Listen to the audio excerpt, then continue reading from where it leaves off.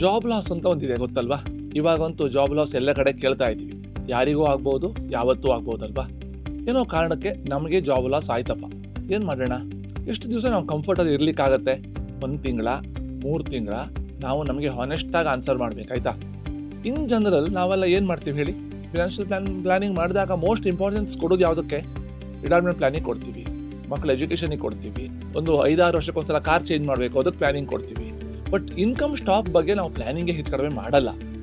ಅಂದ್ಕೊಳ್ಳಿ, ನಾಳೆ job loss ಆಯಿತು, ನನ್ನ ಖರ್ಚುಗಳು ನಿಲ್ತಾವ? ಊಟ, ಚಾ ತಿಂಡಿ, ಕಾಫಿ, EMI, ಗ್ರಾಸರಿ ಬಿಲ್ಲು, ಮಕ್ಕಳ education, health insurance, life insurance premium ಎಲ್ಲ ಕಟ್ಟಲೇಬೇಕಲ್ವಾ? ಈ ಯಾವ ಖರ್ಚುಗಳು ಕೂಡ ನಿಲ್ಲಲ್ಲ.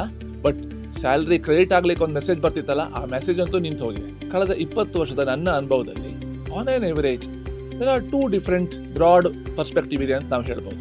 ಒಂದಷ್ಟು ಜನ ಕರೆಕ್ಟಾಗಿ ಪ್ಲಾನಿಂಗ್ ಮಾಡ್ತಾರೆ, ದೇರ್ ಫಿನಾನ್ಷಿಯಲ್ ಗೋಲ್ಸನ್ನು ಮ್ಯಾಚ್ ಮಾಡಿಕೊಂಡು ಅದಕ್ಕೆ ಸೂಟೇಬಲ್ ಆ ಪ್ರಾಡಕ್ಟಿಗೆ ಇನ್ವೆಸ್ಟ್ ಮಾಡ್ತಾರೆ. ಕಾಂಟಿಂಜೆನ್ಸಿ ಫಂಡ್, ಎಮರ್ಜೆನ್ಸಿ ಫಂಡಿಗೆ ತುಂಬ ಇಂಪಾರ್ಟೆನ್ಸ್ ಕೊಡ್ತಾರೆ. ಅಟ್ಲೀಸ್ಟ್ 6ರಿಂದ 12 ತಿಂಗಳವರೆಗಿನ ಅವರ ರೆಗ್ಯುಲರ್ ಖರ್ಚುಗಳು ಏನು ಹಣ ಬೇಕು ಅದನ್ನು ಶಾರ್ಟ್ ಟರ್ಮ್ ಪ್ರಾಡಕ್ಟ್ಗಳು ಇದ್ದಾವೆ. ಸೇವಿಂಗ್ಸ್ ಅಕೌಂಟ್ ಇರ್ಬೋದು, FD ಇರ್ಬೋದು, ಲಿಕ್ವಿಡ್ ಫಂಡ್ ಇರ್ಬೋದು, ಆರ್ಬಿಟ್ರಾಜ್ ಫಂಡ್ ಇರ್ಬೋದು, ಅದ್ರಲ್ಲಿ ಇನ್ವೆಸ್ಟ್ ಮಾಡಿ ನಂತರ ಉಳಿದ ಹಣವನ್ನು ಅವರ ಲಾಂಗ್ ಟರ್ಮ್ ಗೋಲ್ಸಿಗೆ ಮ್ಯಾಚ್ ಮಾಡ್ತಾರೆ. ಇನ್ನೊಂದು ಸೆಟ್ ಜನ ಇರ್ತಾರೆ, ಕೈಯಲ್ಲಿ ದುಡ್ಡು ಇಟ್ಕೊಳ್ಳಲ್ಲ. ಹಣ ಯಾವತ್ತೂ ಗ್ರೋ ಆಗಬೇಕು ಅಂದ್ಕೊಂಡು ಈಕ್ವಿಟಿ ಮ್ಯೂಚುವಲ್ ಫಂಡಿಗೆ ಹಾಕ್ತಾರೆ, ಸ್ಟಾಕ್ಸಿಗೆ ಹಾಕ್ತಾರೆ, ಸ್ಟ್ರಕ್ಚರ್ ಪ್ರಾಡಕ್ಟ್ಸಿಗೆ ಹಾಕ್ತಾರೆ, ರಿಯಲ್ ಎಸ್ಟೇಟಿಗೆ ಹಾಕ್ತಾರೆ. ಬಟ್ ಎಮರ್ಜೆನ್ಸಿ ಕಾರ್ಪಸ್ ಇಟ್ಕೊಳ್ಳೋದೇನೆ ಎಲ್ಲ ಹಣವನ್ನು ಲಾಂಗ್ ಟರ್ಮಿಗೆ ಹಾಕಿದರೆ ಹೇಗೆ? For some reason job loss ಆಯ್ತಪ್ಪ. ಆದರೆ ಈ ಸೆಕೆಂಡ್ ಕ್ಯಾಟಗರಿಯವರ ಕಷ್ಟ ನೋಡಿ, ಕೈಯಲ್ಲಿ ಹಣ ಇರಲ್ಲ, ಬಟ್ ಫಿನಾನ್ಷಿಯಲ್ ಪೋರ್ಟ್ಫೋಲಿಯೋ ಸ್ಟ್ರಾಂಗ್ ಇರುತ್ತೆ. ಏನೋ ಕಾರಣಕ್ಕೆ ಮಾರ್ಕೆಟ್ ಬಿತ್ತು, ಅವಾಗ ವಿಡ್ರಾ ಮಾಡಲಿಕ್ಕಾಗಲ್ಲ. ರಿಯಲ್ ಎಸ್ಟೇಟಿಗೆ ಹಾಕಿದ್ದೀರಾ, ವಿಡ್ರಾ ಮಾಡಲಿಕ್ಕಾಗಲ್ಲ, ಅವಾಗ ಏನು ಮಾಡಬೇಕು? ನೀವು ಲೋನ್ ತೊಗೊಳ್ಬೇಕಾಗ್ತದೆ. ಅದು ನಿಜವಾಗಲೂ ರಿಸ್ಕ್ ಅಲ್ವಾ? ಅದು ನಿಮ್ಮ ಕಾನ್ಫಿಡೆನ್ಸನ್ನು ವೀಕ್ ಮಾಡುತ್ತೆ, ಮೆಂಟಲ್ ವೆಲ್ಬೀಯಿಂಗನ್ನು ಹಾಳು ಮಾಡುತ್ತಲ್ವಾ?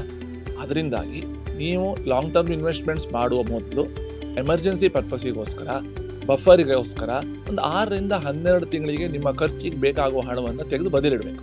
ಹಾಗಂತೇಳಿ ಈ ಶಾರ್ಟ್ ಟರ್ಮ್ ಎಮರ್ಜೆನ್ಸಿಗೆ ಇಟ್ಟಿರೋ ಹಣ ಇದೆ ಅಲ್ವಾ, ಅದು ನೀವು ಭಯಂಕರ ರಿಟರ್ನ್ಸ್ ಕೊಡಲ್ಲ. ಬಟ್ ಆ ಹಣವನ್ನು ನೀವು ಅಲ್ಲಿ ಇಡಲೇಬೇಕು.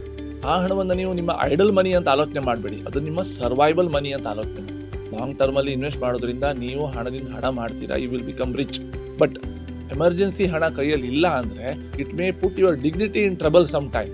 ಅದರಿಂದಾಗಿ ಪ್ಲ್ಯಾನ್ ಮಾಡುವಾಗ ಬರೀ ಗ್ರೋತ್ ಮಾತ್ರ ಅಲ್ಲ, ಇಂಟ್ರಪ್ಷನ್, ಜಾಬ್ ಲಾಸ್ ಆಗ್ಬೋದು, ಬೇರೆ ಏನೋ ಕಾರಣಕ್ಕೆ ನಿಮ್ಮ ಇನ್ಕಮ್ ನಿಲ್ಬೋದು. ಆ ರಿಸ್ಕನ್ನು ಕೂಡ ತಲೆಯಲ್ಲಿ ಇಟ್ಕೊಂಡ್ಬಿಟ್ಟು ಶಾರ್ಟ್ ಟರ್ಮ್ ಮತ್ತು ಲಾಂಗ್ ಟರ್ಮಿಗೆ ಸರಿಯಾದ ಪ್ರಾಡಕ್ಟ್ಸ್ ಯಾವುದಂತ ನೋಡಿ ಇನ್ವೆಸ್ಟ್ಮೆಂಟ್ ಮಾಡಿ. ಈ ಥರ ಎಮರ್ಜೆನ್ಸಿ ರೆಡಿನೆಸ್ ಬಗ್ಗೆ ಜಾಸ್ತಿ ಇನ್ಫಾರ್ಮೇಷನ್ ಬೇಕಂತಿದ್ರೆ ಸ್ಯಾಲರಿ ಅಂತ ಕಮೆಂಟ್ ಮಾಡಿ.